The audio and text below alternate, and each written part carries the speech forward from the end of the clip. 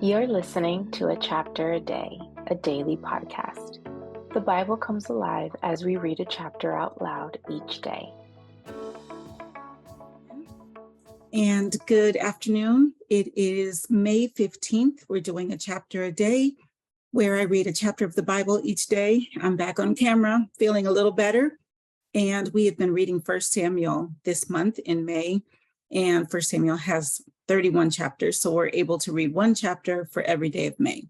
So with today being May 15th, we are reading chapter 15 of 1 Samuel. And here's what it says. Oh, the title is The Lord Rejects Saul as King. Samuel said to Saul, I am the one the Lord sent to anoint you king over his people, Israel. So listen now to the message from the Lord. This is what the Lord Almighty says.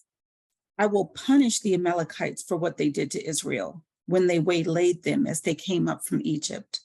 Now go, attack the Amalekites and totally destroy everything that belongs to them. Do not spare them. Do not spare them. Put to death men and women, children and infants, cattle and sheep, camels and donkeys. So Saul summoned the men and mustered them at Telaim, 200,000 foot soldiers and 10,000 men from Judah. Saul went to the city of Amalek and set an ambush in the ravine. Then he said to the Kenites, go away, leave the Amalekites so that I do not destroy you along with them, for you showed kindness to all the Israelites when they came up out of Egypt. So the Kenites moved away from the Amalekites.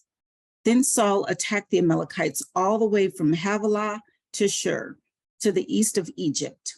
He took Agag, king of the Amalekites, alive, and all his people he totally destroyed with the sword.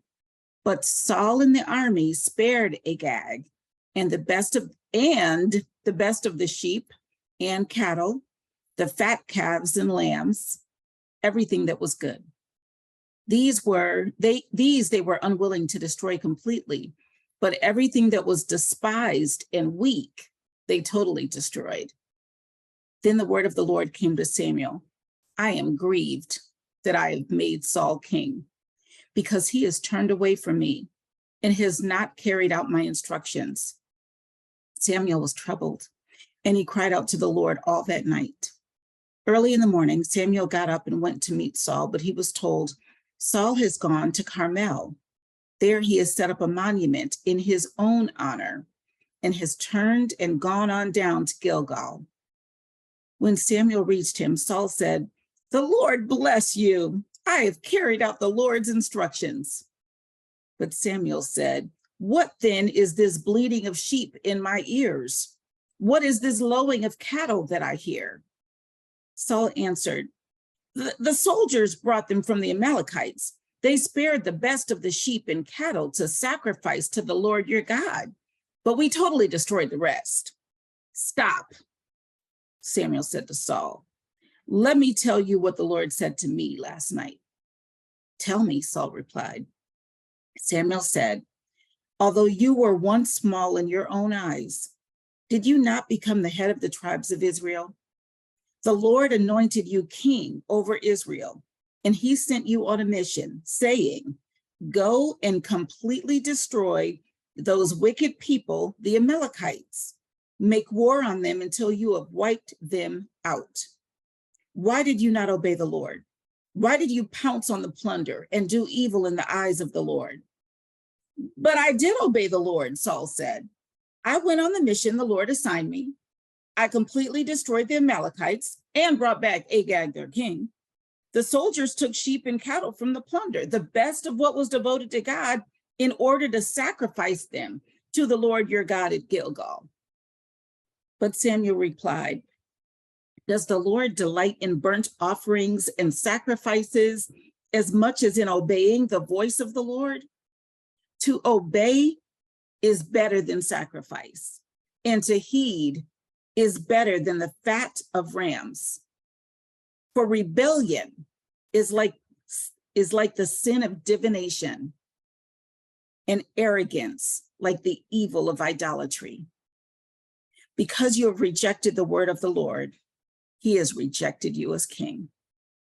Then Saul said to Samuel, I have sinned. I violated the Lord's command and your instructions. I was afraid of the people, and so I gave in to them. Now I beg you, forgive my sin and come back with me so that I may worship the Lord. But Samuel said to him, I will not go back with you. You have rejected the word of the Lord, and the Lord has rejected you as king over Israel. As Samuel turned to leave, Saul caught hold of the hem of his robe, and it tore. Samuel said to him, the Lord has torn the kingdom of Israel from you today and has given it to one of your neighbors, to one better than you. He who is the glory of Israel does not lie or change his mind, for he is not a man that he should change his mind. Saul replied, I have sinned, but please honor me before the elders of my people and before Israel. Come back with me so that I may worship the Lord your God. So Samuel went back with Saul, and Saul worshiped the Lord. Then Samuel said, bring me Agag, king of the Amalekites. Agag came to him confidently, thinking, surely the bitterness of death is past. But Samuel said, as your sword has made women childless, so will your mother be childless among women. And Samuel put Agag to death before the Lord at Gilgal. Then Samuel left for Ramah, but Saul went up to his home in Gibeah of Saul. Until the day Samuel died, he did not go see Saul again, though Samuel mourned for him. And the Lord was grieved that he had made Saul king over Israel.